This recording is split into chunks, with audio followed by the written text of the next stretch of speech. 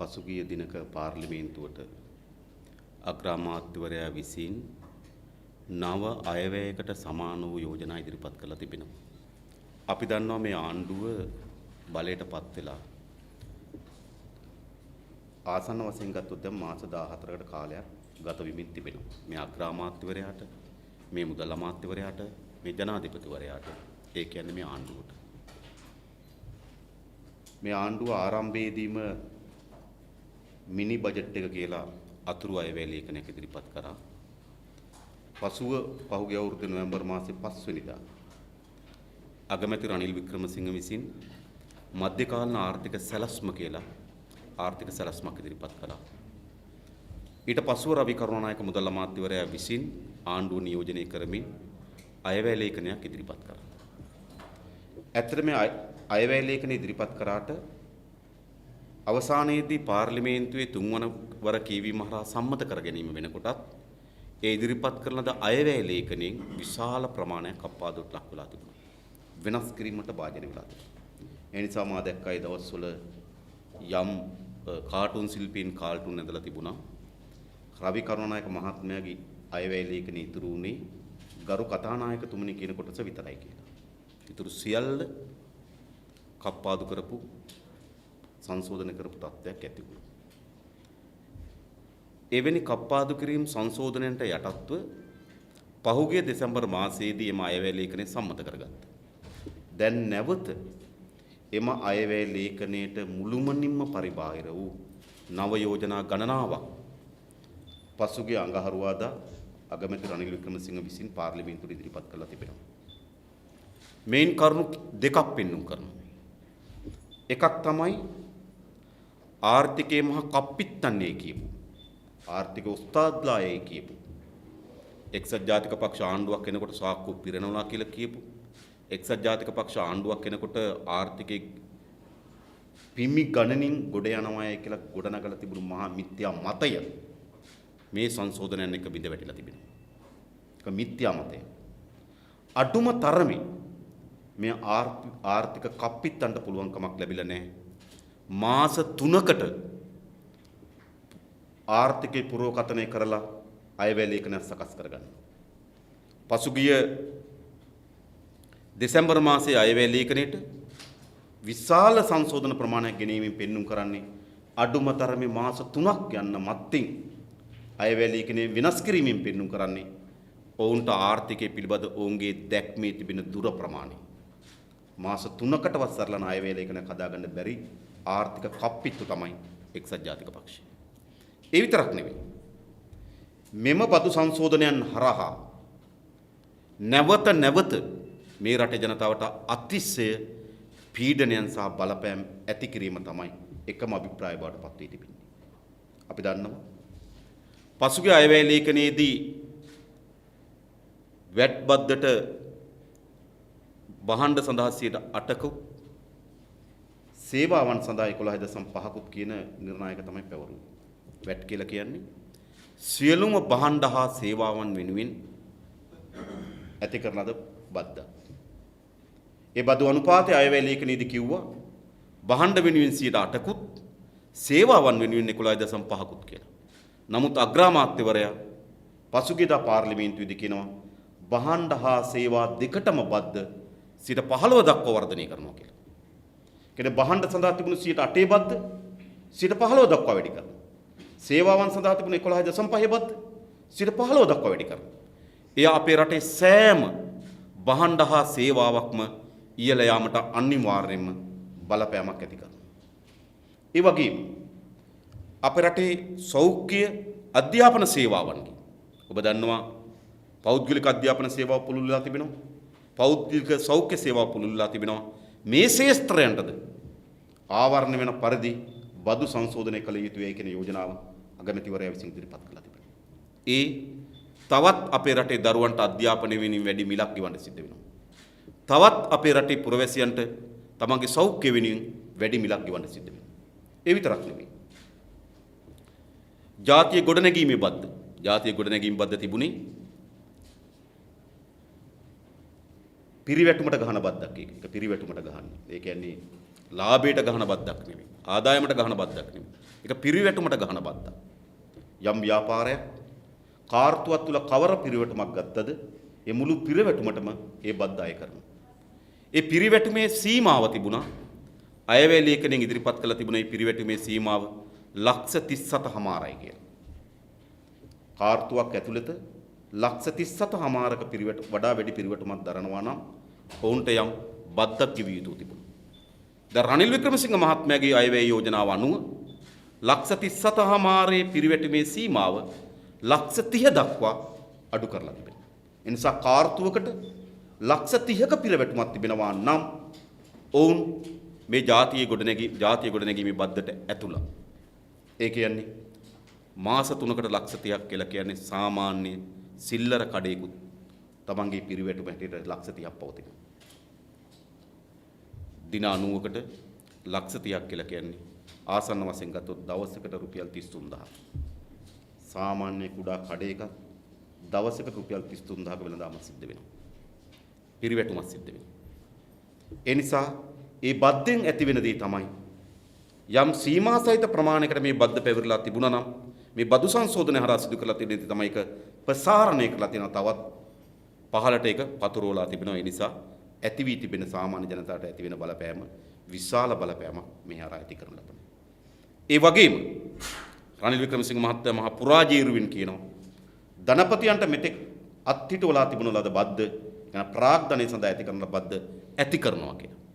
එයින් පෙන්눔 කරන්නේ ධනපතියන් අතේ තියෙන මුදල් අරගෙන පහළ පුද්ගලයන්ට ලබා දීම නෙවෙයි ආණ්ඩුව ඇති වී තිබෙන අර්බුදයේ තරම තමයි මේන් පෙන්눔 කරමින් තිබෙන්නේ. ඒ නිසා මේ බදු සංශෝධන සැලකිය යුතු බලපෑමක් අපේ රටේ සාමාන්‍ය ජන ජීවිතය පවත්වාගෙන යාම වෙනුවෙන් බල ඇති කරන බව වළක්වන්න බෑ. මේට හේතු හැටියට මොකද ආණ්ඩුව විසින් කියන්නේ? රනිල් වික්‍රමසිංහ මහත්මයා මේට හේතු හැටියට කියනවා පසුගිය අයවැය ලේඛනය ඉදිරිපත් කරනකොට උන් හඳුනා ගන්නා ලද ණය ප්‍රමාණය රුපියල් බිලියන 8475යි කියලා. ඒ කියන්නේ ආණ්ඩුවේ ණය පංගුව රුපියල් බිලියන 8475ක් කියලා තමයි හඳුනගෙන සිටි. නමුත් ඒ වෙලාවේ හොයාගන්න බැරි වෙච්චි විශාල ණය ප්‍රමාණයක් දැන් හොයාගෙන තිබෙනවා. එතන තියෙනවා කියනවා බිලියන 1042ක්. මේ අරුපුදු ආණ්ඩුව. අයවැය ලේඛනය ඉදිරිපත් කරනකොට මුදල් අමාත්‍යවරයා විසින් පාර්ලිමේන්තුවට ඉදිරිපත් කරන ලද ණය ප්‍රමාණය නෙවෙයි ඇත්ත ණය ප්‍රමාණය කියලා රටේ අගමැතිවරයාට කියන්න සිද්ධ වෙලා තිබෙනවා. මුදල් අමාත්‍යවරයා අයවැය ලේඛන ඉදිරිපත් කරනකොට ණය ප්‍රමාණය රුපියල් බිලියන 8475ක් වුවත් දැන් එය රුපියල් බිලියන 9500 ඉක්මවා ගොස් තිබෙනවා කියන්නේ. ඒ විතරක් නෙවෙයි එතනින් නතර වෙයිද දන්නෙත් නැහැ. මෙය බිලියන 10500 දක්වා ඉහළ යන්න පුළුවන් කියලා. බිලියන 10500ක් කියලා කියන්නේ රුපියල් කෝටි දසලක්ෂ 50000. ඔබ හිතන්න අපේ රටේ පුරවැසියන් රුපියල් කෝටි දසලක්ෂ 50000ක ණයකරුවන් බවට පත් වෙලා තිබෙනවා. දැන් රනිල් වික්‍රමසිංහ මහත්මයා මොකද කියන්නේ? අයවැය ලේඛනය ඉදිරිපත් කරනකොට හොයාගන්න බැරි වෙච්ච ප්‍රමාණයේ ණය ප්‍රමාණය දැන් අපි හොයාගෙන තිබෙනවා. ඒ නිසා මේ අලුත් යෝජනා ඉදිරිපත් කරන්න සිද්ධ වෙනවා කියලා. පට්ටපල් බොරුවක්. එහෙමනම් රනිල් වික්‍රමසිංහ මහත්තයා මේ රටේ දේශපාලන නොකර ඉන්න තිබ්බා. නම් පහුගිය කාලේ රනිල් වික්‍රමසිංහ මහත්තයා අරලියගහ මන්දිරේ පමණයි ගත කරන්න තිබුණේ. එයි. පසුගිය ආණ්ඩුව මේ ණය හැංගීමේ ක්‍රියාවලියේ නිරත වී තිබෙන බව අපි ඕනෑමටත් වඩා ඉල්දරව් කරා. අපි විතරක් නෙවෙයි. එක්සත් ජාතික පක්ෂේ සමහර മന്ത്രിවරු පවා ඒ වෙලාවේදී ආණ්ඩුව ණය හැංගීමේ ක්‍රියාවලියක ඉන්න බව පෙන් කිව්වා. භාණ්ඩාගාරය හරහා ලබා ගන්නා ණයත් ඊට අමතරව රාජ්‍ය ආයතන හරහා ලබා ගන්නා ණය ප්‍රමාණිකුත් තිබුණා. ආණ්ඩුව හැමදාම තමන්ගේ ණය ප්‍රමාණය හැටියට පෙන්눔 කරේ පැවති රාජපක්ෂ ආණ්ඩුව භාණ්ඩාගාරය හරහා ලබා ගන්නා ණය. ඊට අමතරව තෙල් සංස්ථාව විසින් වෙනම ණය ලබා ගත්තා. එයාලංකායක විසින් වෙනම ණය ලබා ගත්තා. මාර්ග සංවර්ධන අධිකාරිය විසින් තවත් ණය ලබා ගත්තා. ඒ නිසා ඒ ණය ප්‍රමාණය ආණ්ඩුවේ ණය ප්‍රමාණයට ඇතුල් වෙලා තිබුණේ නැහැ. ඒක මේ රනිල් වික්‍රමසිංහ මහත්මයාගේ මාර සූර හොයා ගැනීමක් නෙවෙයි. ඒක සූර හොයා ගැනීමක් කියන්නේ. රනිල් වික්‍රමසිංහ මහත්තයා මම එකයි කියන පහුගිය හැන්සාට් කිව්වලා බලන්න. පහුගිය අයවැය ලේඛන දෙකක හැන්සාට් කිව්වොත් උන්ට තෝරගන්න පුළුවන්. මෙවැනි ණය හැංගීමේ ක්‍රියාවලියක රාජපක්ෂගේ පාලනය නිරත වී සිටිනු බව පාර්ලිමේන්තුවේ ඕනෑමටත් වඩා වැඩින් ඉලිදරව් කරලා තිබෙනවා.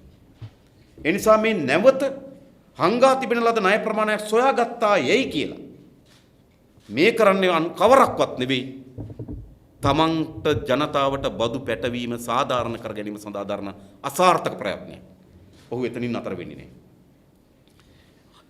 රජයේ මුළු ණය ප්‍රමාණය හොයා ගැනීම පිළිබඳව ජාත්‍යන්තර මූල්‍ය අරමුදලෙන් උපදෙස් පතනවා කියලා කියනවා. හරි අපූර්ව වැඩක්. ඒ කියන්නේ ජාත්‍යන්තර මූල්‍ය අරමුදලෙන් ඉල්ලා හිටියලු විශේෂඥ කණ්ඩායමක් එවන්න ආණ්ඩුවේ කොච්චර ණය ප්‍රමාණයක් තියෙනවද කියලා හොයලා බලන්න. හරි පුදුම කතාවක්. රනිල් වික්‍රමසිංහ මහත්තයෝ විශේෂඥ කණ්ඩායම ගාවට යන්න ඕනේ නැහැ. ආණ්ඩුවේ ආයතන තිබෙනවා. ඒවට අමාත්‍යවරු ඉන්නවා. භාණ්ඩාගාරයේ තමයි මුළු ණය ප්‍රමාණය බලන්න පුළුවන්. ඊට අමතරව ඒ ආයතන ණය කොච්චරද කියලා ඒ ආයතන වලින් අහලා දැනගන්න පුළුවන්. එයා ලංකාවේ කොච්චර ණයද? තෙල් සංස්ථාව කොච්චර ණයද? විදුලි බල මණ්ඩලය කොච්චර ණයද? දුම්රිස කොච්චර ණයද? CTB එකේ කොච්චර ණයද? එන අය වෙනම හොයා ගන්න පුළුවන්. ඒ නිසා රනිල් වික්‍රමසිංහ මහත්තයා මේ ජනතාවට ඇති කරන පීඩනය වසන් කර ගැනීම වෙනුවෙන් තමයි මේ හංගා තිබෙන ණයක් අලුතෙන් හොයාගත්තා යයි කියන මිත්‍යාව වපුරමින් තිබෙන්නේ. අපි දැනන් හිටියා රාජපක්ෂගේ පාලනයේ ඇත්ත ණය පංගුව කිව්වේ නැහැ තමයි රටට. ඔවුන් භාණ්ඩාගාරයේ ඍජු ණය කියන අතර අනෙක් ආයතන වල ණය ගැනීමේ ප්‍රවණතාවයක් ගොඩනගලා තිබුණා. ඒ ආයතන වල ණය රාජ්‍ය ණය හැටියට පෙන්වුවේ නැහැ. රාජ්‍ය ණය හැටියට නෙමෙයි පෙන්වුවේ රාජ්‍ය ආදායම් හැටියට පෙන්වුවා. ඒක රාජපක්ෂ කරේ. තෙල් සංස්ථාව යම් ණයක් ගන්නවා නම් ඒ ණය ප්‍රමාණය ආණ්ඩුවේ ණයක් වෙනුවට ආණ්ඩුවේ ආදායමක් ලෙස පෙන්වනවා. තෙල් සංස්ථාවේ ආදායමක් ලෙස. එයා ලංකාවේක ණයක් ගන්නව නම් ඒක ආණ්ඩුවේ ණයක් ලෙස නෙවෙයි ආණ්ඩුවේ එයා ලංකාවේකින් ලැබුණු ආදායමක් ලෙස පෙන්වනවා. ඒ නිසා රාජපක්ෂක පාලනයේ ණය වහං කරා පමණක් නෙවෙයි ආදායමත් විකෘති කරා. හැබැයි ඒක මං හරීම කනගාටු වෙන අග්‍රාමාත්‍යවරයා පිළිබඳව ඔහු ඒක දැනගෙන තියන්නේ ඊයේ නම් පෙරේදා නම්. ඔහු එනම් මේ රටේ දේශපාලන සුදුසු කෙනෙක් නෙවෙයි. මේ රටේ පහුගිය කාලේ ඕනෑමටත් වඩා ආందోලනයට තුඩු දුන් කරුණු ඒක. ඒ නිසා මේ බදුබර පැටවීමට රනිල් වික්‍රමසිංහ මහත්තයා අසාර්ථක උත්සාහයක දෙනවා මේ ණය පිළිබඳ කතාව ගොතලා. දෙක ඔහු කියන ලෝකේ ආර්ථික අවපාතයක් තිබෙනවා. G20 G20 රාජ්‍යන්ගේ මුදල් අමාත්‍යවරුන්ගේ සහ මහ බැංකුවේ අධිපතිවරුන්ගේ සමුළුව පැවැත්වුණා පහුගිය පෙබරවාරි 26 27 දෙදින තුල. එහිදී ලෝකයේ ඉදිරි ආර්ථිකයේ චලනයන් පිළිබඳ යම් අදහසකට අවිලා තිබෙනවා. ඒ ආර්ථිකයන් පිළිබඳ එන ලද අදහස අනුව ඉදිරි ආර්ථිකය ඉතාමත් අසුබදායී තත්ත්වයකට වර්ධනය වෙන බව මහා බලවත් රාජ්‍යන්ගේ සමුළුවකින් අද ප්‍රකාශයට පත් කළා තිබෙනවා. ඔවුන් කියලා තියෙන ලෝක ආර්ථිකයේ මේ වසරේදී ලෝක ආර්ථිකය 0.2කින් ආර්ථික වර්ධන වේගය අඩු වෙනවා කියලා. මේ අරුම පුදුම දෙයක් නෙවෙයි. රනිල් වික්‍රමසිංහ මහත්තයාට ලෝක ආර්ථික අර්බුදය අරුම පුදුම දෙයක් වුණාට ජනතා විමුක්ති පෙරමුණ අපිට නම් කවදාවත් ලෝක ආර්ථික අර්බුදය අරුම පුදුම දෙයක් බවට පත් වුණේ නැහැ. 2008 ඇමරිකන් එක්සත් ජනපදයෙන් පටන් ගත්තු නිවාස වෙළඳපොළෙන් පටන් ගත්තු අර්බුදය එංගලන්තයට පැතිරුණු ආකාරයේ ග්‍රීසියට පෘතුගාලයට ස්පාඤ්ඤයට යුරෝපා රාජ්‍යයන්ට පැතිරිච්ච ආකාරය පිළිබඳ හංගන්න කරුණු තිබුණේ නැහැ. හැබැයි රනිල් වික්‍රමසිංහ මහත්තයා එදා ලෝක ආර්ථික අවපාතය ඇති වෙන තත්ත්වයන් ඇතුළේ ඒ ලෝකයේ ආර්ථික ගමන පිළිබඳ පෙනී හිටපු මහත්තුරු. ඒ ලෝක ආර්ථික ඊනියා ගෝලීයකරණය වෙනුවෙන් පෙනී හිටපු මහත්තුරු. එනිසාද ඊනියා ගෝලීයකරණය වෙනුවෙන් පෙනී හිටපු මහත්තුරුන්ට සිද්ධ වෙලා තියෙනවද කියන්න ලෝකේ විශාල ආර්ථික අවපාතයක් තිබෙනවා. ඒකත් අපේ රටේ ආර්ථික ඉදිරි චලනයන්ට බලපාලා තියෙනවා. දැන් රනිල් වික්‍රමසිංහ මහත්තයා තමන්ගේ ආර්ථික ප්‍රතිපත්තියේ නොහැකියාව වසා ගැනීම වෙනුවෙන් අසාර්ථක තාප්ප දෙකක් හොයාගෙන තියෙනවා. එකක් ණය තාප්පය, අනිත් එක ලෝක ආර්ථික අවපාත තාප්පය. මේ තාප්ප දෙකෙන් තමයි රනිල් වික්‍රමසිංහ හැංගෙන්න හදන්නේ. අපි කියනවා රනිල් වික්‍රමසිංහ මේ හැංගෙන්න හදන්නේ ඇත්ත තාප්පවල නෙමෙයි. ඇත්ත ප්‍රශ්නේ මොකද්ද? ඔබට මතක ඇති දේශපාලන ව්‍යාපාරයක් හැටියට අපේ දේශපාලන පක්ෂ ගොඩනගපු දවසේ සිටම අපි මේ රටට පෙන්눔 කරලා තිබෙනවා මේ අනුගමනය කරමින් තිබෙන ආර්ථික ප්‍රතිපත්තියට තවදුරටත් අපේ රට ඉදිරියට ගෙනියන්න බැරි බව. අපි මැතිවරණවලදී මේ ආර්ථික ප්‍රතිපත්තිය වෙනුවට අපි විකල්ප ආර්ථික ප්‍රතිපත්තියෙන් ඉදිරිපත් කරලා තිබෙනවා. අපේ පක්ෂ සමුළුවලදී මේ ආර්ථික ප්‍රතිපත්තියේ තියෙන අසාර්ථකභාවයත් මේට වඩා වෙනස් ආර්ථික ප්‍රතිපත්තියකට අපේ රට ගමන් කළ යුතු බවත් අපි දිගින් දිගටම පෙන්눔 කරලා තිබෙනවා. ඒ නිසාද S ඉදිරිපිට මේ පෙන්눔 කරමින් තිබෙන කුමක්ද? තව දුරටත් මේ අනුගමනය කරමින් තිබෙන ආර්ථික ප්‍රතිපත්තියට ඉස්සරහට යන්න බෑ. මහින්ද රාජපක්ෂ වේවා, රනිල් වික්‍රමසිංහ වේවා, චන්ද්‍රිකා කුමාරතුංග වේවා, ජේ.ආර්. ජයවර්ධන වේවා. මෑත කාලේ නායකයන් මාගත්තු. මේ සියලු නායකයන් අනුගමනය කරමින් තිබෙන්නේ එකම ආර්ථික ප්‍රතිපත්තිය. ඇඳුම වෙනස් වෙලා තිබෙනවා, පාට වෙනස් වෙලා තියෙනවා, භාෂාව වෙනස් වෙලා තිබෙනවා. මහින්ද රාජපක්ෂ මහත්මයා සිංහලෙන් ඒ ගේම ගානකොට රනිල් වික්‍රමසිංහ මහත්තයා ඉංග්‍රීසියෙන් ඒ ගේම ගැහුවා.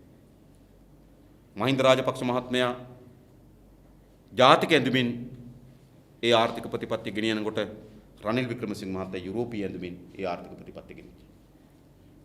ජේ.ආර්. ජයවර්ධන මහත්තයා ජාතික ඇඳුමින් ඒ ආර්ථික ප්‍රතිපත්තිය ගෙනියනකොට චන්ද්‍රිකා කුමාරතුංග මැතිණිය ඔසරියෙන් ඒ ආර්ථික ප්‍රතිපත්තිය ගෙනියනවා. ඒ නිසා මේ හුදු නායකයන්ගේ ඇඳුම්වල මාරුවක් කරනකොට, පාටවල මාරුවක් කරනකොට, පෙනුමේ මාරුවක් කරනකොට, පතුලේ සමාජ ආර්ථික ප්‍රතිපත්තියේ මාරුව සිද්ධ වුණේ නැහැ පෞගේ අවුරුදු 68 පුරාවට. නිසා පෞගේ අවුරුදු 68ක්ම මේ රට ගමන් කරමින් තිබෙන්නේ ඊටමත් වැරදි අසාර්ථක ආර්ථික ප්‍රතිපත්තියකට. ඒ නිසා තමයි අපි දිගින් දිගටම මේ රටේ ජනතාවට පෙන්눔 කර සිටියේ මේ ආර්ථික ප්‍රතිපත්තිය වෙනකොට විකල්ප ආර්ථික ප්‍රතිපත්තියකට අපේ රට යන්න ඕන කියලා. පසුගිය මහා මැතිවරණදී අපි කිව්වා. හැදෙන රනිල් මෛත්‍රී හවුල් ආණ්ඩුවත් අනුගමනය කරන්න වෙන්නේ අර ආර්ථික ප්‍රතිපත්තියමයි කියලා. හැබැයි ජනතාව විශ්වාස කරා මොකද්ද? රනිල් වික්‍රමසිංහ මහත්තයා ගාව මැජික් පොල්ලක් තියෙනවා කියලා හිතුවා. වටතුමක් කරකවනකොට බහණ්ඩ මැවෙනවා, සාක්කුවට සල්ලි මැවෙනවා කියලා ජනතාවට මතයක් ගොඩනැගුවා. එක්සත් ජාතික පක්ෂ ආර්ථිකයේ ඔස්තාද්ලා කියලා මතයක් ගොඩනැගුවා. එක්සත් ජාතික පක්ෂ ආණ්ඩුවක් තියෙන හැම වකවානුවකම ආර්ථිකේ සාර්ථකයි කියලා බොරු මතයක් ගොඩනැගුවා. එක්සත් ජාතික පක්ෂ ආණ්ඩුවක් තියෙන හැම වෙලාවකම සාක්කුවේ සල්ලි පිරනවා කියලා මතයක් ගොඩනැගුවා. පට්ටපල් බොරු මත මේව. කොයිදෙම සල්ලි පිරලා තිබෙන්නේ? ආර්ථිකේ සාරවත් වෙලා තිබෙනවද? සල්ලි පිරලා තිබෙනවද? නෑ. මේ පක්ෂ දෙක අනුගමනය කරමින් තිබෙන එකම ආර්ථික ප්‍රතිපත්තියක් දැන් අවුරුදු ගණනාවක් තිස්සේ. හරියට ඩොල්කියේ ජිම් එකයි බුම් එකයි වගේ. එකම තාලෙට දෙපැත්ත ගහනවා. ඒක නෙවෙයිද කියේ? බුම් එකෙන් අල්ලලා දෙනවා, ජිල් එකෙන් අරගෙන දෙනවා. ජිල් එකෙන් අල්ලලා දෙනවා, බුම් එකෙන් ගහලා දෙනවා. මේක නෙමෙයි කියේ. ඉතින් අවුරුදු 68ක් මේ එකම පදය ගැහුවා මේ පක්ෂ දෙක. අද ප්‍රතිඵලය මොකක්ද? අද අග්‍රාමාත්‍යවරයාට කියන්න සිද්ධ වෙලා තියෙනවා. අපේ රටේ මුළු ණය පංගුව හොයාගන්න බෑ කියලා. ලැජ්ජා වෙන්න ඕනේ මේ රටේ නායකයෝ. රටකට සිද්ධ වෙලා තියෙනවා නම් කියන්න තමන්ගේ ණය පංගුව තමන් දන්නේ නැහැ කියලා. ගෙදරකට එහෙම වුණොත් ගෙදර ස්වාමියා කියනවා නම් බිරිඳට නෝනා මම කොච්චර ණයද කියලා දන්නේ නැහැ කියලා කියනවනම් නෝනා ඒ ස්වාමියා එලවලා දානවා. වෙන මොකද කරන්නේ? රටක නායකයෙකුට කියන්න සිද්ධ වෙලා තිබෙනවා නම් රටේ මුළු ණය පංගුව අපි දන්නේ නැහැ කියලා. ණය පංගුව හොයා ගැනීම වෙනුවෙන් ජාත්‍යන්තර මූල්‍ය අරමුදල උපදෙස් පතන්න සිද්ධ වෙලා තිබෙනවා. මේ පාලකයෝ මේ ආණ්ඩුවද අපි අහන්නේ. එනිසා මේ ආර්ථිකයට ඇතිකොට තිබෙන විනාශයට රනිල් වික්‍රමසිංහලාට, මහින්ද රාජපක්ෂලාට, චන්ද්‍රිකා කුමාරතුංගලාට, ජේ.ආර්. ජයවර්ධනලාට මිදෙන්න බෑ මේ රටේ ජනතාවගේ සාපයෙන්. ඇයි? අපේ රට රනිල් වික්‍රමසිංහ කියන පරිදිම බිලියන 10,500ක ණයකරු. බිලියන 10,000. රුපියල් කෝටි දසලක්ෂ 50,000. උපිතන රුපියල් කෝටි දසලක්ෂ 50,000. ආසන්න වශයෙන් ගත්තොත් හැම පුරවැසියෙක්ම රුපියල් ලක්ෂ 5ක ණයකරුයි. අද ඉපදෙන බිලිදාගේ සිට ලෙඩ ඇඳි ඉන්න මහල්ලා දක්වා සියලු දෙනාම අද ලක්ෂ 5ක ණයකරුවේ බවට පත් කරලා තිබුණා මේ පාලකයෝ. ඒ විතරක් නෙවෙයි රනිල් වික්‍රමසිංහ මහත්තයා කියන මොකද්ද? මේ අවුරුද්දේ ණය පොලී වාරිකයේ ගෙවීම සඳහා අපිට අවශ්‍ය වෙනවලු රුපියල් බිලියන 1209ක්. අරගෙන තියෙන ණයවල පොලිය සහ වාරිකයේ එකතුව බිලියන 1209ක්. ඒ කියන්නේ රුපියල් කෝටි 1,20,900ක්. කල්පනා කරලා බලන්න. රුපියල් කෝටි 1,20,900ක් වසරකට ණය පොලි වාරිකය ගෙවන්න සිද්ධ වෙලා තිබෙනවා නම් මේ පාලකයෝ මොකද්ද අපේ රටට කරේ? ඔබ කල්පනා කරලා බලන්න. ආණ්ඩුවේ මුළු ආදායම 2015 ආදායම 2014 ආදායම ආණ්ඩුව උපයා ගන්නා ලද මුළු ආදායමට වඩා වැඩි ආණ්ඩුව එම අවුරුද්දේ ගෙවිය යුතු ණය පොලි වාරිකය. ගෙදරකට මේක සිද්ධ වුණා. ගෙදරක් මාසික උපයා ගන්න ලද මුළු ආදායම ප්‍රමාණවත් නැත්නම් එම ගෙදර ණය පොලි වාරිකය ගෙවන්නේ එම මාසෙ. යම් ව්‍යාපාරිකයෙක් තමගේ මුළු ආදායම ප්‍රමාණවත් නැත්නම් තමන්ගේ එම මාසේ බැංකු පොලි වාරිකය ගෙවන්න. ඒ ගෙවල් වලට ඒ ව්‍යාපාර වලට කියන බංකොලොත් වෙච්ච ව්‍යාපාර බංකොලොත් වෙච්ච ගෙවල් කියලා. දැන් මේක බංකොලොත් වෙච්ච ආර්ථිකයක් නෙවෙයි. රජය උපයා ගන්නා ලද මුළු මුදල් ප්‍රමාණවත් නැත්නම් එම වසරේ ණය පොලි වාරිකය ගෙවන්න. කොහටද මේ පාලකව අපේ රට ගෙනත් තියෙන්නේ? ඒ නිසා රනිල් වික්‍රමසිංහ මහත්තයලා මහින්ද රාජපක්ෂ මහත්තයලා ජනතාව ඉදිරියේ සමාව ඉල්ලන්න ඕන. මේ රට මේ ආර්ථිකයට කරලා තියෙන අපරාධය ගැන. අනාගත පරම්පරා 10කටවත් මේ අර්බුදයෙන් ගොඩ එන්න බැරි තැනකට මේ පාලකයෝ අපේ රට ගෙනල්ලා තිබෙනවා. මේ ජීවත් වෙන පරම්පරාව නෙවෙයි. අපේ ඇකේ නැලවෙන දරුවන්ගේ පරම්පරාව නෙවෙයි. අපේ ගැබිඩි මව්වරුන්ගේ කුසේ ඉන්න දරුවන්ගේ පරම්පරාව නෙවෙයි. නූපන් දරු පරම්පරාවට පවා මේ ආර්ථිකයේ හිනේ මේ ආර්ථිකයේ ව්‍යසනේ බලපෑම ඇති කරලා තිබෙනවා. අපි අහන්නේ ඉතරයි. එක දෙයයි අහන්නේ. තව දුරටත් මේ පාලකයන්ට අපේ ආර්ථික ඉස්සරහට ගෙන යන්න දෙනවද? මේ සිස්ටම් එකට තව දුරටත් අපේ රටේ ආර්ථික ඉස්සරහට ගෙන යන්න ඉඩ දෙනවද? මේ තරම් විනාශයක් ඇති කරලා තිබෙන මේ තරම් අර්බුදයක් ඇති කරලා තිබෙන ආණ්ඩු උපයා ගන්නලද මුළු ආදායම තමන්ගේ ණය පොලි වාරිකේ ගෙවා ගන්න බැරි අර්බුදයකට ගෙනත් තිබෙන සෑම පුරවැසියම ලක්ෂ 5ක ණයකරුවෙක් බවට පත් කරලා තිබෙන මේ බංකොලොත් ධනපති ආර්ථික ක්‍රමයට අපේ රට තවදුරටත් ඉස්සරහට ගෙන යන්න බෑ. අපිට නෙවෙයි ලෝකේ පුරා අද පෙන්눔 කරමින් තිබෙන අත්දැකීම ඒක. ඒ නිසා අපට තිබෙන අරගල දෙකක්. එකක් රනිල් මෛත්‍රී හවුල් ආණ්ඩුව මේ ජනතාව මත පටවන පීඩනයට එරෙහිව තමගේ අයිතිවාසිකම් ඉල්ලා මේ රටේ සාමාන්‍ය පුරවැසියන් වග කියන්න ඕනේ මේකට. මේ කෝටි දසලක්ෂ 50000ක ණය වීමට මේ රටේ ගොවිය වග කියන්න ඕන. මේ රටේ කම්කරු වග කියන්න ඕන. ඔබ වග කියන්න ඕන. සාමාන්‍ය පුරවැසියෙක් වග කියන්න ඕන. අපි කිසිවෙක් මේකට වග කියන්න ඕනේ නැහැ. මේකට වග කියන්න ඕන මේ රට පාලකයන්. ඒ නිසා මේ පාලකයන්ට එරෙහිව මේ අර්බුදයෙන් ජනතාවට පීඩනයපත් කරනවා නම් ජනතාවගේ අයිතිවාසිකම් කපාදු කරනවා නම් මේ පාලකයන්ට එරෙහිව ජනතාව ඉස්සරහට එනවා. කිසිසේත්ම අපි වග කීතු අර්බුදයක් නෙවෙයි මේක. කිසිසේත්ම මේ රටේ ජනතාව වග කීතු අර්බුදයක් නෙවෙයි මේක. මේ රටේ පාලකයන්ගේ වැරදි ආර්ථික ප්‍රතිපත්තිය හේතු කොටගෙන රටක ආර්ථික විනාශ කරලා තිබෙනවා නම් ඒ විනාශයේ ප්‍රතිඵල ජනතාවට පීඩනයක් ඇටියට ගෙනත් දීලා තිබෙනවා නම් ඒ ජනතාවගේ වගකීම තමයි මේ පාලකයන්ට එරෙහිව සටන් කරන එක. ඒ නිසා පීඩාවට එරෙහිව මේ රටේ ජනතාව නැගී සිටින්න ඕන. මේ පාලකයන්ට එරෙහිව මේ රටේ ජනතාව නැගී සිටින්න ඕන. තමන් කිසිසේත්ම වගකිය යුතු නැති අර්බුදයක්. තමන් කිසිසේත්ම සම්මාදන් වී නැති. තමන් කිසිසේත්ම දායක වී නැති අර්බුදයක ව්‍යසනයක් මේ රටේ ජනතාවට විඳින්න සිද්ධ වෙලා තිබෙනවා නම් ඒ ජනතාව මේ ව්‍යසනට එරෙහිව නැගී සිටින්න ඕනේ නැද්ද? මේ ව්‍යසනට එරෙහිව ජනතාව නැගී සිටින්න ඕන. ඒ විතරක් නෙවෙයි. මේ ව්‍යසනයට එරෙහිව පමණක් නෙවෙයි මේ ආර්ථික ක්‍රමයට එරෙහිව විකල්ප ආර්ථික ක්‍රමවේදයක අවශ්‍යතාවය තවත් නේද? ඔළුවට ඇනලා බඩට ඇනලා කියලා දෙන්න ඕනේ නැහැ මං කියන්නේ. මේ රටේ ජනතාවට තමන් ඉදිරියේ පෙන්눔 කරමින් තිබෙනවා නම් මේ ආර්ථික ප්‍රතිපත්තිය තවදුරටත් අපේ රටත් අපේ රටේ ජනතාවත් අඟලක්වත් ඉස්සරහට ගෙන යන්න බෑ කියලා. මේට එරෙහි විකල්ප ආර්ථික ප්‍රතිපත්තියක් වෙනින් දැන් රට පෙළ ගහින්න ඕනේ නැද්ද? තවත් පරම්පරා කීයක් අපි මේ ආර්ථික ප්‍රතිපත්තියේ ව්‍යසනයට ගොදුරු බවට පත් වෙන්න ඉඩ දෙනවද? එනිසා අපි ජනතාවගෙන් ඉල්ලා හිටිනවා. අයිතිවාසිකම් වෙනුවෙන් සටනත් මේ ආර්ථික ප්‍රතිපත්තියට එරෙහිව විකල්ප ආර්ථික ප්‍රතිපත්තියක් වෙනුවෙන් සටනත් දැන් දියත් කළ යුතු තිබෙනවා. තව දුරටත් නේද? වෙනම එක්සත් ජාතික පක්ෂය බලන්න, වෙනම ශ්‍රී ලංකේක බලන්න, රනිල්ව අත්දා බලන්න, මහින්දව අත්දා බලන්න තව දුරටත් ඉතිරි වෙන්නේ නැහැ. ඕනෑමටත් වඩා වැඩියෙන් අවුරුදු 68ක් අපි මේ පාලකයෝ මේ පාලකයන්ගේ අර්ථ ක්‍රමයට අත්දා බලලා තිබෙනවා. නිසා ඕනෑමටත් වඩා අපේ ඇස් ඉදිරිපිට ඔප්පු කරලා තිබෙනවා. මේ පාලකයන්ටත් මේ ආර්ථික ක්‍රමයටත් අපේ රට අඟලක්වත් ඉස්සරහට ගෙනියන්න බැරි බව. ඒ නිසා අද වගකීම තමයි අයිතිවාසිකම් වෙනුවෙන් ජනතාව පෙළ ගැස්වීමත් මේ විකල්ප ආර්ථික ප්‍රතිපත්තිය වෙනුවෙන් මහා ජනතා බලවේගයක් ගොඩනැගීම. ඒයින් තොර ජනතාවට මේ ඇද්දී තිබෙන ව්‍යසනයට පිළිතුරු ලැබෙවි කියලා අපි කිසිසේත්ම විශ්වාස කරන්නේ.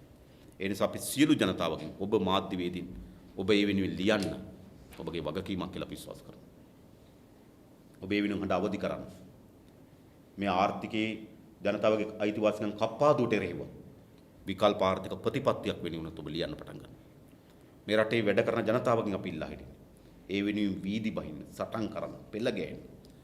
අපේ රටේ උපන් දරු පරම්පරාවට ඇති කර තිබෙන මේ ව්‍යසනයේ මේ රටත් මේ රටේ ජනතාවත් ගොඩ ගැනීම මේ රටේ ජීවත් වෙන පුරවැසියන් මේ මොහොතේ ජීවත් වෙන පුරවැසියන්ගේ වගකීම. මේක මේ වෙලාව අපේ වගකීම. ඔබ අප හැම දෙනාගේම වගකීම මේකයි. අපි දීර්ඝ ලෙස ඔබ අපේ පසුගිය මැතිවරණයේදී දේශීය හෘද සාක්ෂි කියලා අපේ ජනතා ආර්ථික ගොඩනැගීමේ ජාතික වැඩපිළිවෙළ ඉදිරිපත් කරා. ඒ වැඩපිළිවෙලේදී අපි ප්‍රමුඛතාවයක් ගත්තා අපේ රටේ නිෂ්පාදන ඉදිරියට ගෙනීමකින් තොරව අපේ රට ඉස්සරහට යන්න බෑ. ලෝකයේ හැම රටක්ම තමන්ගේ රටට ආවේනික වූ ශේෂ්ත්‍රයක් තෝරාගෙන තිබෙනවා. හැම රටක්ම තමන්ගේ ආර්ථික උපාය මාර්ගය තෝරාගන්නේ තමන්ගේ රටේ සම්පත්, තමන්ගේ රටේ පිහිටීම, තමන්ගේ රටේ ඉතිහාසය මත පදනම්ව තමයි ලෝකයේ ආර්ථික ප්‍රතිපත්ති තෝරාගන්නේ. සිංගප්පූරුව තමන්ගේ ආර්ථික ප්‍රතිපත්ති තෝරාගත්තේ මොකක් නිසාද? සිංගප්පූරුව වර්ග කිලෝමීටර් 625ක් වැනි කුඩා රාජ්‍යයක්. විශාල නැව් ගමනක් වැටලා තිබෙනවා. ඒක නිකන් හයි ලෙවල් පාරයිනේ පර්චස් 10ක් තියෙනවා වගේ කතාවක්. හයි ලෙවල් පාරයිනේ පර්චස් 10ක් තිබ්බොත් ඒකේ බතල හිටවන්නේ. ඔක සුපර් මාකට් එකක් දාන්න. මහා මුහුදු මාර්ගයක් ආසන්නේ වර්ග කිලෝමීටර් 625ක කුඩා රාජ්‍යයක් තියෙනවා. මොකද්ද කරන්නේ? සිංගප්පූරු සුපර් මාකට් එකක් කරා. පිහිටීම ඉතිහාසය. සුපර් මාකට් එකට ඕනේ දේවල් දිනු කරා. සුපර් මාකට් එක ඕන හොඳ බැංකු පද්ධතියක් ඕන. ලෝකේ කාර්යක්ෂම බැංකුව සිංගප්පූරු ඩෙවලොප්මන්ට් බැංක්. හොඳ ගුවන් සේවයක් ඕන. ලෝකේ කාර්යක්ෂම ගුවන් සේවය සිංගප්පූරු යාලයි එක කාලේ. ලෝකේ කාර්යක්ෂම වරාය සිංගප්පූරු වරාය. මොකක් වෙන දෙක දිනු කරේ. තමන්ගේ ආර්ථික උපාය මාර්ගයේ සුපර් මාකට් එකක් නම් සුපර් මාකට් එකට අවශ්‍ය වෙන යටිදල පාසුකම් තමයි දිනු කරේ. චීනය ගත්තොත් විශාල රාජ්‍යයක්. විශාල ජනගහනයක්. ඔවුන් එකපාර මහා කර්මාන්ත වලට ගියේ නෑ. එකපාර මහා කර්මාන්ත වලට ගියා නම් චීනී ගම්බද දන විශාල අර්බුදයකට පත් වෙනවා. චීනය පටන් ගත්ත ඉස්සෙල්ලාම හස්ත කර්මාන්තේ. අපිට චීනෙන් ආවේ සෙල්ලම් බඩු. චීනෙන් අපිට ආවේ පොඩි අර විවින් ඒ රෙදි නේ ඒව අපිට ආවේ. ඒ හස්ත කර්මාන්තේ පටන් ගන්න තමයි ඒගොල්ලෝ මහා කර්මාන්ත වලට. ඒ රටේ පිහිටීම භූමිය ජනතාව ඔක්කොම සංසන්දනය කරලා. නා අපේ රට මොකක්ද? අපේ රට වර්ග කිලෝමීටර් 7610යි තියෙන්නේ. ඒකෙනුත් සිට 20කට ආසන්න ප්‍රමාණයක් වනාන්තර. ඒක විශාල ප්‍රමාණයක් ජලාශ වලට යට වෙලා තිබෙනවා. අපේ රටේ වර්ග කිලෝමීටර් ජීවත් වෙනවා 343ක්. ලෝකේ විශාල ජනගහනත්වයක් තියෙන රටක් අපේ රට. ලොකුම වැඩිම ජනගහනය ඉන්නේ චීනි වර්ග කිලෝමීටර් ජීවත් වෙන 247යි. ඕස්ට්‍රේලියාවේ වර්ග කිලෝමීටර් ජීවත් වෙන 11යි. කැනඩාවේ වර්ග කිලෝමීටර් ජීවත් වෙන්නේ 3 දෙනයි. එක්සත් ජනපදයේ වර්ග කිලෝමීටර් ඉන්නේ 127යි. ලංකාවේ වර්ග කිලෝමීටර් 343ක් ඉන්නවා. ඒ නිසා විශාල ජනගහනත්වයක් තියෙන රටක් අපිට. ලොකු භූමියක් නැහැ. විශාල ජනගහනත්වයක් තිබෙනවා. අපිට විශාල ආර්ථික සම්පත් නේ අපි තේරුම් ගන්න. අපේ රට පිළිබඳ අපිට ආඩම්බරයක් තියෙනවා. ඒක ඇත්ත. අපිට ආර්ථික සම්පත් තිබුණා. අපිට ගල් අඟුරු නැහැ. අපිට තෙල් තියනවා කිව්වට හොයාගෙන නැහැ. අපිට රිදී නැහැ. අපිට රත්තරන් නැහැ. අපිට යකඩ නැහැ. අපිට තුත්තනායගම් නැහැ. ලෝකේ මහා ආර්ථික සම්පත් අපිට නැහැ. අපිට ස්වභාව සෞන්දර්යය තිබෙනවා. අපිට දියැලි තිබෙනවා. අපිට ගංගාවන් තිබෙනවා. අපිට මැණික් ටිකක් තිබෙනවා. අපිට ඉල්මනයිට් ටිකක් තිබෙනවා. අපිට පොස්පේට් නිදියක් තියෙනවා. මේ වගේ ආර්ථික වශයෙන් ගත්තොත් ආර්ථික සම්පත් හීන රටක් අපේ රට. අපි ඒක පිළිගන්න ඕනේ. අපේ රටේ ප්‍රධාන සම්පත මානව සම්පත, මිනිස් සම්පත. අපිට අවුරුදු 2500ක ශිෂ්ටාචාරයක් තිබුණා. බුද්ධ ආගම පැමිණීමත් එක්ක ආගමක් පමණක් නෙවෙයි ආවේ බුද්ධ ආගමත් එක්ක ආර්ථික ක්‍රමයක් ආවා. අධ්‍යාපනයක් ආවා. විධිමත් අවුරුදු 2500කට ආසන්න විධිමත් අධ්‍යාපනයක් තියෙන රටක්. ඒ නිසා හොඳ මිනිස් සම්පතක් අපේ රටේ තිබෙනවා. අපේ රට ගොඩනැගීමේ තියෙන ආර්ථික උපාය මාර්ගය රටේ නිෂ්පාදන ඉදිරියට ගෙනීමත් මානව සම්පත දියුණු කිරීමත් පමණයි. මේ දෙකෙන් තොරව අපේ රට ඉස්සරහට යන්න බෑ. හැබැයි ඒ වෙනුවට මොකද්ද කරන්නේ? රනිල් වික්‍රමසිංහ මහත්තයා නිෂ්පාදන ඉදිරි ගන්නව වෙනුවට නිෂ්පාදනය කඩාවට්ටනවා තමයි. පෝර සානාධාරය කියන්නේ නිෂ්පාදන සානාධාරය. ඒ යෙදුවොත් අස්වැන්න වැඩි වෙනවා. ඉතින් ලෝකේ හැමතැනම නිෂ්පාදන සානාධාර දෙනවා. ඒ නිසා අපේ රටේ නිෂ්පාදනයේ ඉදිරි ගැනීම සඳහා වූ ආර්ථික ප්‍රතිපත්තියක් ඕන. අපේ රටේ මානව සම්පත දියුණු කිරීම සඳහා අධ්‍යාපනය හොඳ දැනුමත් සහිත පුරවැසියෙක්, සෞඛ්‍ය සම්පන්න පුරවැසියෙක්, නිරෝගී පුරවැසියෙක්, අධ්‍යාපනය, සෞඛ්‍ය, ක්‍රීඩාව ප්‍රමුඛ කරගත්තු ආර්ථික සැලැස්මක් හදන්න ඕන. මානව සම්පත දියුණු කරන්න. එය විතරයි අපේ රටේ ඉතිරි වී තිබෙන විකල්පය. එසේ නැතුව මේ අනුගමනය කරමින් තියෙන ආර්ථික උපාය මාර්ගයට අපේ රට ඉදිරියට ගෙන යන්න බැරි බව ඕනෑමටත් වඩා සහතික කරලා තිබෙනවා. ඉතින් අපි වෙන දවසක ටිකක් සම්පූර්ණව කතා කරමු. අපේ ආර්ථික ප්‍රතිපත්තිය ගැන මම හිතන්නේ අපි පොඩි පොත් පිංචක් තියෙනවා. අපි සම්මන්ත්‍ර තිබෙනවා. අපේ වැඩපිළිවෙල තිබෙනවා. ඒක අර පුවත්පත් සාකච්ඡාවකදී වගේ ඉතා කෙටි කරලා පැහැදිලි කරන්න අමාරුයි. නමුත් අපි තන නිෂ්පාදනය මත පදනම් වුණු නිෂ්පාදනයේට ජනතාව සම්බන්ධ වුණු ඒ නිෂ්පාදනයේ සාධාරණ පංගුවක් ජනතාවට ලැබෙන. නිෂ්පාදනයක් ඇති වෙන්න ඕන. ඒ නිෂ්පාදන ජනතාව සම්බන්ධ වෙන්න ඕන. නිෂ්පාදනයේ සාධාරණ පංගුවක් ජනතාවට ලැබෙන්න ඕන. ඒක තමයි ආර්ථික ප්‍රතිපත්තියේ මූලධර්ම බවට පත් වෙන්න ඕන.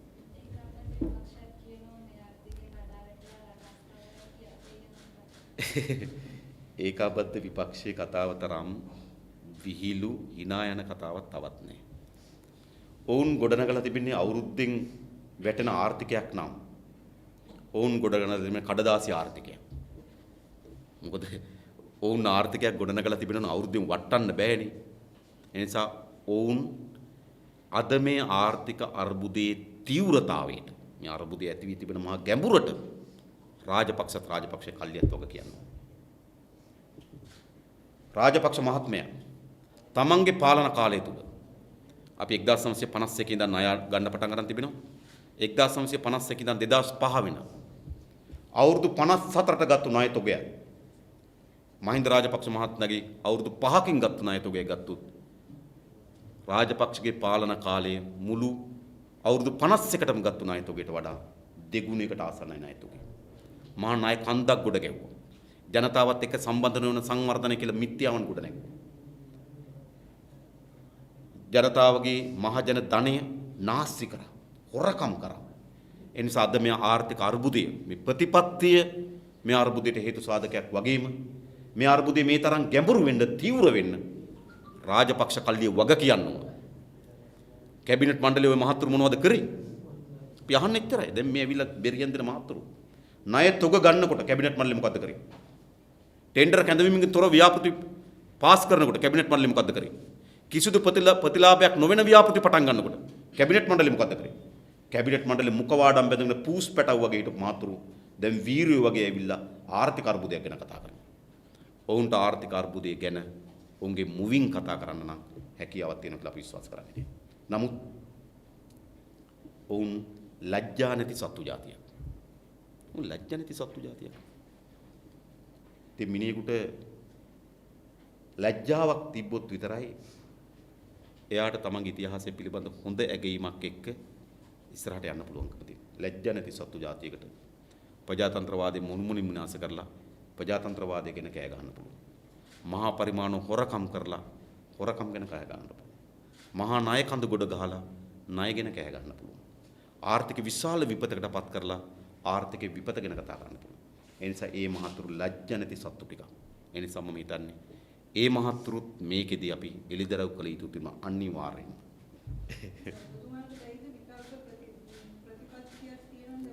ඔව්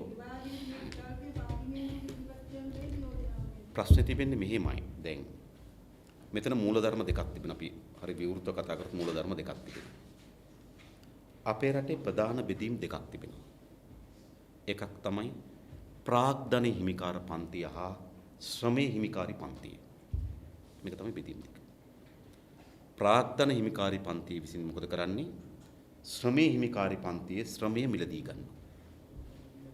ඕකනේ කරන්නේ. හැබැයි ඒ ශ්‍රමයට ගෙවිය යුතු මුළු වටිනාකම ගෙවන්නේ නැහැ. ඔබ ශ්‍රම හිමිකාරීත්වයක් ඔබට තිබෙන්නේ. ඔබගේ ආයතනය විසින් ඔබ මිලදී අරගෙන තියෙනවා. මේක ඇත්ත කතාව. කඩගාටු වෙන්න ඕන ඒක තමයි තියෙන කතාව. ඔබගේ ආයතනය විසින් ඔබ මිලදී අරගෙන තිබෙනවා. හැබැයි ඔබ හෙළන ශ්‍රමයට සාධාරණ පංගුවක් ඔබට හම්බ වෙන්නේ නැහැ. මොකද කරලා තියෙන්නේ? නොගවෙන පංගුවක් තියෙනවා. ඒ නොගවෙන පංගුව ඒගොල්ලෝ අතිරික්ත ධනෙ ලෙස එක්රැස් කරගන්න. එතකොට ප්‍රාග්ධන හිමිකාරී පන්තියකුත් ශ්‍රම හිමිකාරී පන්තියකුත් ඉන්නවා. මේකට දේශපාලන ප්‍රවාහයන් හැදිලා තිබෙනවා. ප්‍රාග්ධන හිමිකාරී පන්තියේ උවමනාව වෙනුවෙන් ගොඩනගන දේශපාලන ව්‍යාපාර තමයි එක්සත් ජාතික පක්ෂ ශ්‍රී ලංකා නිදහස් පක්ෂ. ඔවුන් ප්‍රාග්ධන හිමිකාරීත්වයේ දේශපාලන පක්ෂ. අප වැඩ කරන සමහිමිකාරීත්වයේ පන්ති නියෝජනය කරන දේශපාලන පක්ෂ. මොක බෙදී. එතකොට මේ ආණ්ඩු ගොඩනැගිලා තිබෙන මූලධර්මය මොකද්ද? ප්‍රාග්ධන හිමිකාරීත්වයේ ආරක්ෂාව රැකවරණය වෙනුවෙන් ගොඩනගා තිබෙන ආණ්ඩු සකස් කොට තිබෙන ප්‍රතිපත්ති සකස් කොට තිබෙන නීති මේ සියල්ල ප්‍රාග්ධන හිමිකාරීත්වයේ රැකවරණ සහ ආරක්ෂාව වෙනුවෙන් ගොඩනගලා තිබෙනවා. එතකොට අපි මොකද කරන්නේ? අපි ඊට එරෙහි සමහිමිකාරී පන්තිය වෙනුවෙන් අපි ආර්ථික ප්‍රතිපත්ති, අපේ මූලධර්ම, අපේ ක්‍රියාමාර්ග අපි සකස් කරලා තිබෙනවා. දැන් එතකොට අපේ ප්‍රතිපත්තිය අරකට ගෙනියන්න පුළුවන්ද? බෑ. මොකද මූලික වශයෙන්ම ගත්තොත් ඔවුන් නියෝජනය කරන්නේ බැරිකේඩ් එකකින් එහා පැත්ත. අපි ඉරක් ගැහුවොත් ඊරින් එහා පැත්තේ උන් නියෝජනය කරන්නේ. ඒ නිසා උන්ට එතන ප්‍රශ්නයක් නැහැ. ඒ ඉරේ එහා පැත්තේ එක්සත් ජාතික පක්ෂයට ශ්‍රී ලංකා එකත් එක්ක එකතු වෙන්න පුළුවන්. එක්සත් ජාතික පක්ෂයට ශ්‍රී ලංකා ජනාධිපති වෙලා එක්සත් ජාතික පක්ෂ අගමැති වෙලා ඉන්න පුළුවන්. ඒ ඔක්කොම ඉරෙන් එහා පැත්තේ ප්‍රාග්ධන හිමිකාරීත්වය කියන ප්‍රධාන කඳවුර නියෝජනය කරන කණ්ඩායම්. ඒ නිසා අපේ ආර්ථික ප්‍රතිපත්තියක් මොවුන් හරහා ක්‍රියාවට නගන්න බෑ. ඇයි? ඔවුන් ගොඩනැගී ඒ දේශපාලන ව්‍යාපාර ගොඩනැගී තිබෙන පදනම්ම අපේ පදනම් නෙවෙයි, වෙනස් පදනම්. ඒ නිසා අපේ පදනම වෙනස්. අපි වැඩ කරන ජනතාවගේ ශ්‍රම හිමිකාරී පන්තිය වෙනුවෙන් ගොඩනගා තිබෙන ප්‍රතිපත්තියක්. ඒ නිසා කළ යුතු වන්නේ ප්‍රාග්ධන හිමිකාරීත්වය නියෝජනය කරන දේශපාලන ව්‍යාපාර වලින් ශ්‍රම හිමිකාරීත්වය නියෝජනය කරන දේශපාලන ව්‍යාපාරිත්වයට දේශපාලන ව්‍යාපාරවලට බලය මාරු කරගන්නවා.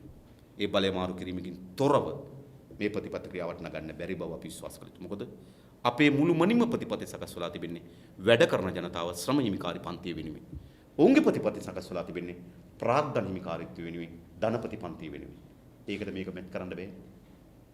ඒක ගේන්න මේක තෙලයි වතුරේ වගේ කලවම් වෙන්නේ නැහැ. ඒ නිසා තමයි මේකට අනිවාර්ය ලෙසම අපිට තිබෙන්නේ මේගොල්ලොන් හරහා දිනාගත යුතු දිනා ගැනීම සඳහා අරගලියකුත් සමහිමිකාරී පන්තිය වෙත බලය ලබා ගැනීම සඳහා අරගලියකුත් තමයි දැන් ඉතුරු වී තිබෙන්නේ. වෙන කිසිවක් මේකට ඉතුරු වෙන්නේ නැහැ. තව දුරටත් වහං කරන්න, හංගන්න, යට ගහන්න බෑ. මේක තමයි ඇත්ත කතාව.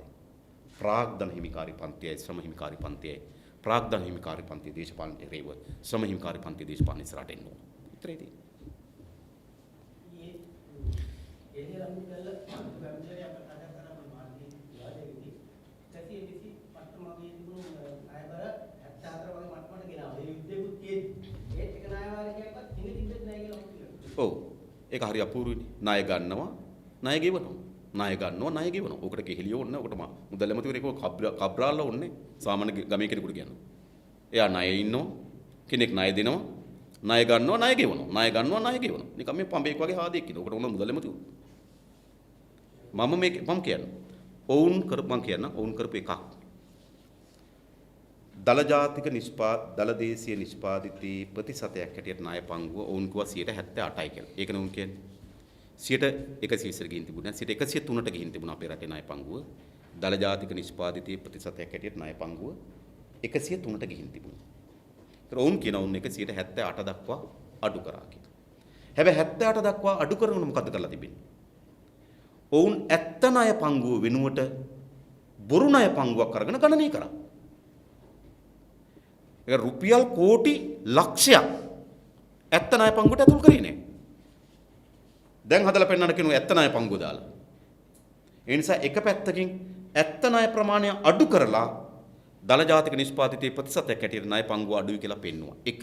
දෙක ආදායම වැඩි කරලා පෙන්නුවා. මම අර කිව්වේ එයා ලංකාව එක ණයක් ගන්නකොට ආදායම පැත්තට දැම්මා. RD එක ණයක් ගන්නකොට ආදායම පැත්තට දැම්මා. එතන මොකද උනේ? ආදායම වැඩි වුණා. ඒතර ආදායම වැඩි වුණාම අර ආදායම වැඩි කරලා ණය පංගුව අඩු කරපුවාම විකෘති ණය ප්‍රතිශතයක් ආවා. ඒ නිසා ඒක වැරදි එකක්. ඒක ඔව් කියන සම්පූර්ණ අසත්‍ය. ඔවුන් විසින්ම සකස් කළාද විකෘති කළාද වාසං කිරීම සඳහා හදලාද සංඛ්‍යා දත්ත මත තමයි උන් තර්ක කරන්නේ. එක. දෙක ණය ප්‍රමාණය පිළිබඳ මනින එකම නිර්ණායකය දල ජාතික නිෂ්පාදිතයේ ප්‍රතිශතය නෙවෙයි. රටක ණය අර්බුදයක් මනින එකම සාධකයේ දල ජාතික නිෂ්පාදනයේ ප්‍රතිශතය නෙවෙයි. මේගොල්ලෝ ඒක ගැනලානේ කියන්නේ. දල ජාතික නිෂ්පාදනයේ ප්‍රතිශතයට 99 ප්‍රමාණය 103ක් තිබ්බා. අපි 78 දක්වා අඩු කරා. හැබැයි ණය බර ණයේ ගැඹුර මනින එකම ප්‍රතිශතය දල ජාතික නිෂ්පාදිතයේ ප්‍රතිශතය නෙවෙයි. අනිත් එක මොකද්ද?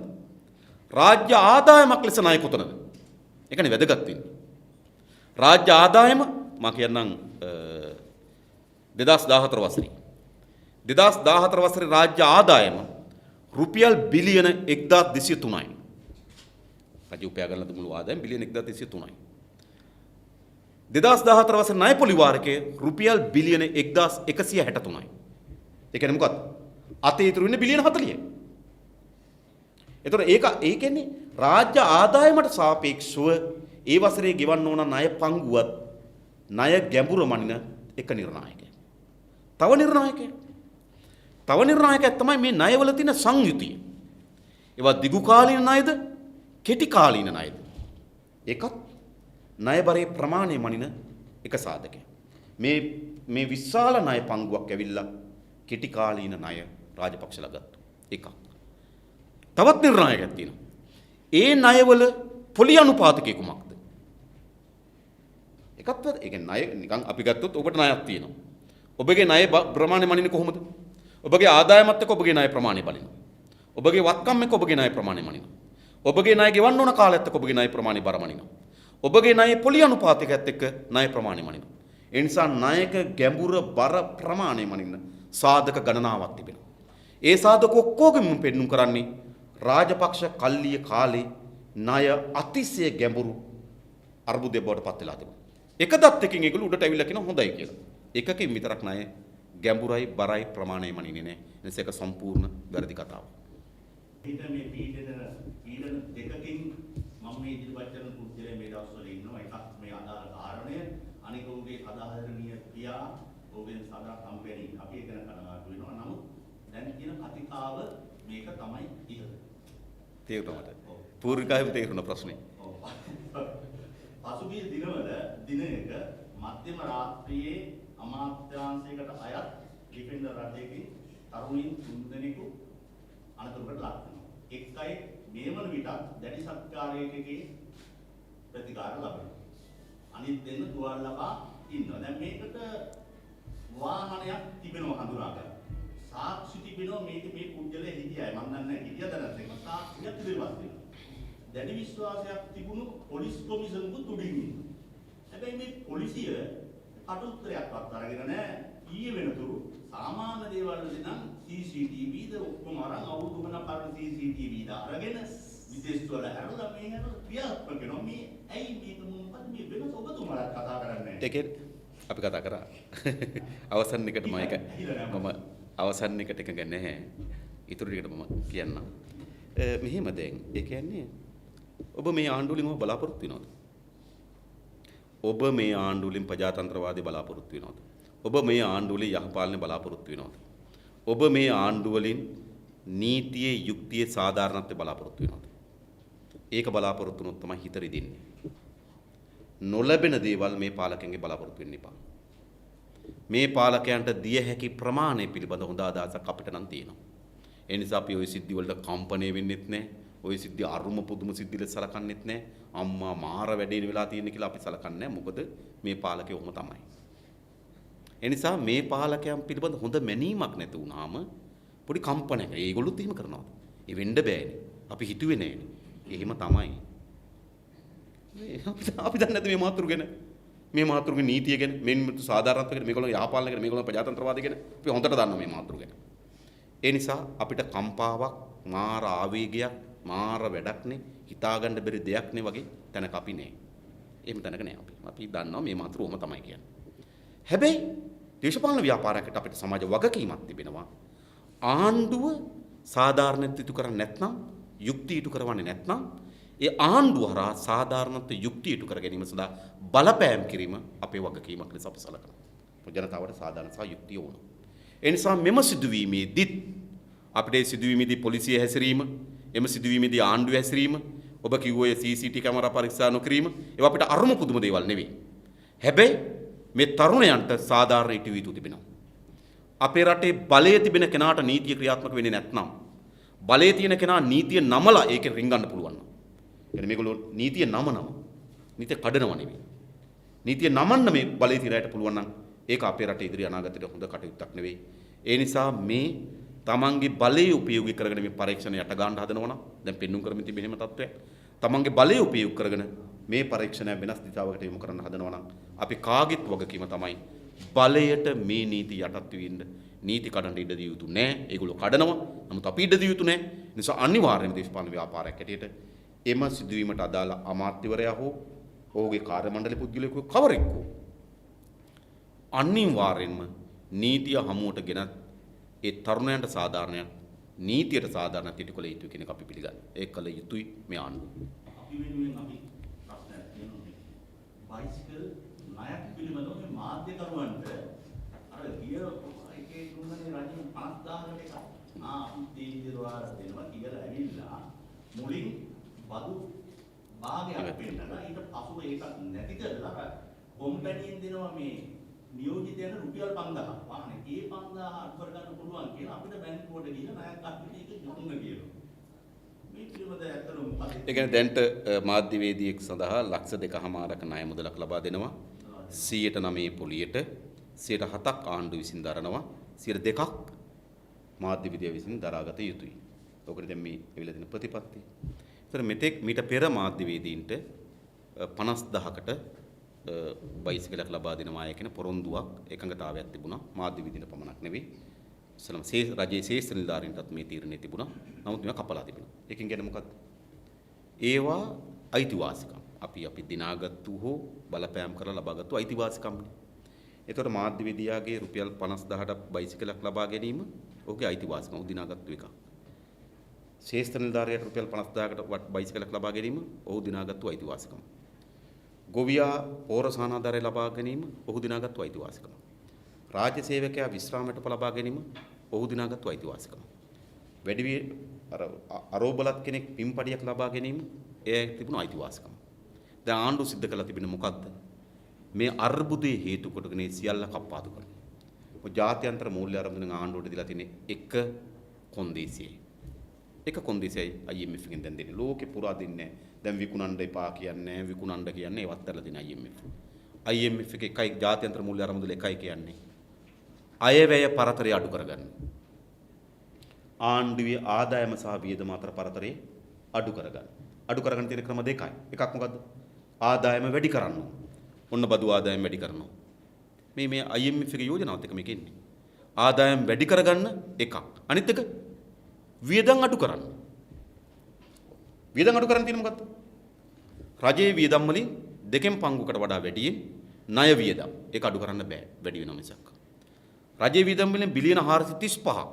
රජයේ ආදායමෙන් 3න් එකක් රාජ්‍ය සේවකයන්ගේ සහ විශ්‍රාමිකයන්ගේ වැටුප් ගෙවන්න. ඒක අඩු කරන්න බෑ. රජයේ වියදම් වලින් සැලකිත ප්‍රමාණයක් රාජ්‍ය පවත්වාගෙන යන්න. ඒව අඩු කරන්න බෑ. අඩු කරන්න තියෙන මොකද්ද? මාධ්‍යවේදියාට ලබා දීපු බයිසිකලේ ඔන්න අඩු කරනවා. ගොවියට දීපු පොහොර ටික අඩු කරනවා. රාජ්‍ය සේවකයට දීපු විශ්‍රාම වැටුප අඩු කරනවා. අරෝබලත් කෙනෙකුට දීපු පින්පඩිය අඩු කරනවා. ඒ නිසා ආණ්ඩුවට වියදම් අඩු කර ගැනීම සඳහා ඉතුරු වී තිබෙන්නේ සහනාධාර කප්පාදු. ඒ නිසා ඒකට මාධ්‍යවේදියත් ගොදුරු වෙනවා, ඒකට ගොවියත් ගොදුරු වෙනවා, ඒකට රාජ්‍ය සේවකයත් ගොදුරු වෙනවා, ඒකට පින්පඩිය ගන්න කෙනා ගොදුරු වෙමින් අද තිබෙනවා. ඒ නිසා අද අපට ඒකයි මම කිව්ව අපිට තියෙන්නේ මේ ආර්ථිකය හා බැඳුණු සටනක් මෙතන තිබෙන්නේ. ජනතාවගේ අයිතිවාසිකම් කප්පාදු කරමින් තිබෙනවා. ඒ කප්පාදුවේ ගොදුරක් බවට අද ඔබත් පත් වෙලා තියෙනවා. දෙක අතකින් නේද? හොඳයි හොඳට ලියන්න පුළුවන් වේවි.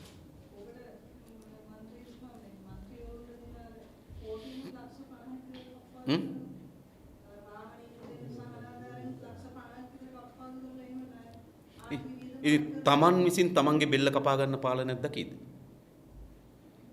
ඒගොල්ලෝ ඉන්නේ ඕකටනේ. පහුගිය ඒ කියන්නේ මේ පාර්ලිමේන්තු පත් වෙලා අයවැය ලේඛනයෙන් කිව්වනේ മന്ത്രിවරුන්ගේ පර්මිට් එක අහුසි කරනවා කියලා. පාර්ලිමේන්තුවේ ලොබි එකේද කැන්ටින් එකේද අරලියගහ මන්දිරයේද කොතනද හැම තැනම අඳෝනාව බවට පත් වෙලා තිබුණේ පර්මිට් එක නැහැනේ පර්මිට් එක නැහැනේ පර්මිට් එක ඕකනේ කතාව. අපි දන්නවා. ඒ නිසා ඕගොල්ලෝ ඒ වගේ කට්ටිය පත් කරලා ඕගොල්ලෝ නේ මම කියන්නේ ජනතාවට හොඳයි. අපෙන් ඉල්ලනවා ඒ පර්මිට් එකවත් අහන්න නේද කියලා. ඉතින් අපි ඒගොල්ලෝ දෙක දාගන්න. ඒ නිසා අපි කියන්නේ මේ රටේ ජනතාව ගැන හිතන ජනතා සේවකයන් හැටියට ආණ්ඩුවක් හදාගන්න. දැන් ඉන්නේ ජනතා සේවකයන් හැටියට ආණ්ඩුවක් නෙවෙයි. ජනතාවගේ අයිතිවාසිකම් කප්පාදු කරලා ජනතාවට උඩින් ඉන්න ආණ්ඩුවක් හදන් තියෙනවා. රටට ඕන ජනතා සේවකයන් බවට පත් කරගන්න ආණ්ඩුවක්. එහෙම ආණ්ඩුවකට තමන්ගේ දේවල් කප්පාදු කරමින් තමන්ගේ තියෙන වරප්‍රසාද අහිමි කරගනිමින් ජනතාවගේ වරප්‍රසාද වැඩි කරන්න සූදානම්. හැබැයි ජනතාවට උඩින් ඉන්න ආණ්ඩුවක් හදාගත්තාම දේශපාලකයන් හදාගත්තාම ජනතාව දේ කප්පාදු කරමින් තමන්ගේ දේ ප්‍රස් කරගන්න පුළුවන්. තේම පාලකයෝ පත් කරගත්තම ඔහොම තමයි. උරුවේ ධම්මාලෝක ස්වාමීන් වහන්සේ මුදුරු ධර්මදේශකයන් මේලා අතරංගිය විමාන බාරේ ඉන්නේ. පැටිවි කියලා ඉතින් අනිත් අය ගන්නත් නොගන්නෙත් ඉන්නවා. දැන් ඔබතුමාට ඒ ගැන යම් කිසි මතවාදයක් තියෙනවා මේකට විමාන වෙන්න ඕනද? උන්වහන්සේ පැනලා යන්නේ නැහැ. උන්ලාට ගිහිල්ලා ගේන්නත් පුළුවන් නේ. මේ යම් බෞද්ධ මිනිසුන් පිටුර ඉන්න රටකදී කම්පාවක් ඇති වෙලා මම දැක්ක ගොඩක් මිනිස්සු එක එක විදිහට කතා කරනවා. ඔව්. ඒක ඇත්ත. ඒ කියන්නේ මට මතකයි උන්වහන්සේ ප්‍රකාශයක් කරා උන්වහන්සේට ප්‍රකාශයට උපදෙස් දුන්නේ වීරවංශ වගේ මට හිතෙන්නේ. මම දැක්ක වීරවංශ මහත්මයා ප්‍රකාශයක් කරා ඔය අපේ ගම කියන එක සම්මන්ත්‍රණයකදී මේ උඩුවේ ධම්මාලෝක හාමුදුරුවන්ගේ පන්සලට මේ අලියා කවුරු හරි දාලා ගියා කියලා. එතකොට මම හිතන්නේ අපි කවුද අපි පිළිගත යුතු වන්නේ? හාමුදුරු කෙනෙක් අපි මනින්න ඕනකම තිබෙන්නේ උන්වහන්සේගේ ස්වභාවයෙන් හෝ උන්වහන්සේගේ සිවුරෙන් නෙවෙයි උන්වහන්සේගේ ක්‍රියාවෙන්. ඒක තමයි බුදු වදන ඒක මම දන්නවා. ඉතින් අපි කල්පනා කරලා බලනවා මෙතන වැරද්දක් සිදු වෙලා තිබෙනවා. මම හිතන්නේ ඒක හංගන්න බෑ. ඔබ හිතන්න පහුගිය කාලේ අලි ජාවාරමක් තිබුණා. ඒක සරල නෑ. ඔයගොල්ලෝ හිතන්න නිකන් ඇයි මේ අලි? ඔය අලි පැටියෙක් විකුණන්නේ ලක්ෂ 150ට 120ට 150ට වික්කේ. අලි මාෆියාවක් තිබුණා. ඒතර එක අලියෙක් අහුණා. අලි තව ගොඩක් අහුවෙලා ඉන්නවා. එක අලියෙක් අහුණා පන්සලේ නීතිය ක්‍රියාත්මක වෙලා තිබෙනවා. ඒක තමයි දැන් ඇති වී තිබෙන තත්ත්වයේ නීතිය ක්‍රියාත්මක. දැන් අපිට තියෙන ප්‍රශ්නේ මේකයි. අලි පැටියෙක් වෙනුවෙන් ක්‍රියාත්මක වූ නීතිය මහා හොර අලීන් වෙනුවෙන් ක්‍රියාත්මක නොවීම. එතකොට එතන තියෙනවා ඒ කියන්නේ අපේ රටේ සිද්ධ වෙච්ච ලොකුම හොරකම අලි පැටියෙක්ගේ හොරකමද? එහෙමනම් හරි. හැබැයි මහා හොරකම් කරපු අය ආණ්ඩුවේ ඇතුළෙත් ඉද්දිදී ආණ්ඩුවත් එක්ක සාදදාද්දී ආණ්ඩුවත් එක්ක එකට ඉද්දී අලි පැටියෙක් පිළිබඳ පමණක් නීතිය ක්‍රියාත්මක වීම තමයි මෙතන තියෙන වැරද්ද. ඒ නිසා අපි පොළඹවන්න ඕනකම තිබෙන්නේ අලි පැටියාගෙන් ඔබට ගොස් මාහොර අලීන් දක්වාද මේ නීතිය ක්‍රියාත්මක කළ යුතු කෙන තමයි පොළඹවන්න ඕනකම තිබෙන්නේ.